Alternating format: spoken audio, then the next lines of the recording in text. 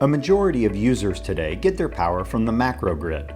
Microgrids are the alternative to the macrogrid. To understand microgrids, we have to understand macrogrids.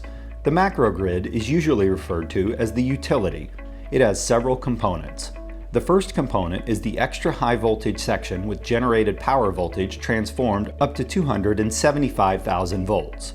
Distributing power at high voltage reduces the power lost when distributing energy over large distances to cities and adjacent states.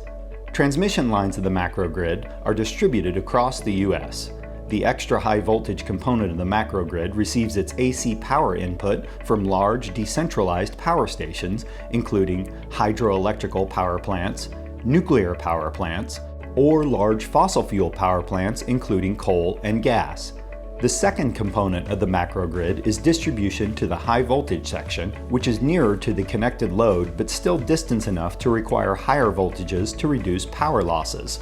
This part of the macrogrid reduces the extra high distributed voltage to 100,000 volts or more.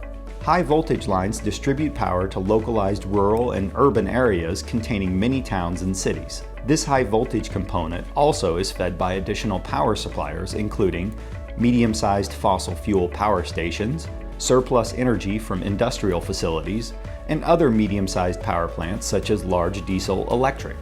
Finally, the third component sees the voltage transformed down to lower voltages used by locally connected loads. Low voltage lines distribute power at voltages ranging from 480 volts to 220 volts. At this level is where most macrogrid loads are connected. A big disadvantage of the macrogrid for users connected at the local level is their vulnerability to power outages from downstream interruptions. Storms several states away can cut off power supply to loads connected to the low voltage component of the macrogrid. Winter weather can disrupt high voltage distribution lines. Large power stations within the extra high voltage macrogrid can go offline, leading to power outages and brownouts. The U.S. utility grid is an aging system, as the power outages in Texas demonstrated, and is not a universally connected grid system for one sector to supply power should another sector go offline. At the heart of every macrogrid system, at the end of the extra high and high voltage transmission lines, is the local power distribution network. This is in itself a microgrid, supplying low voltage through local transmission lines from 220 to 480 volts to things like residential areas, industrial plants, medium-sized cities, or data centers. When the macrogrid fails, all these local loads can lose power. The solution is power independence through adopting a microgrid.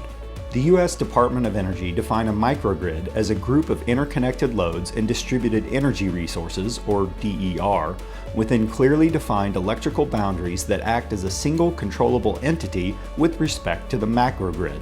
A microgrid has power generation independent of the macrogrid, like a renewable energy power for those users wishing to have a more sustainable energy supply and lower carbon footprint, including solar arrays, wind farms, gaseous or diesel-fueled generator systems, local use of combined heat and power (CHP) from large generator sets of local power plants, standby batteries incorporated into the power system to provide standby power, and manage transient load conditions.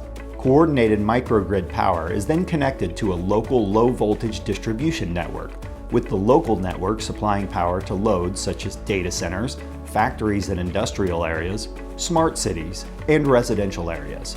With the macrogrid aging, microgrids are quickly becoming an efficient alternative, bringing together renewable resources and established energy solutions, such as engine generator systems.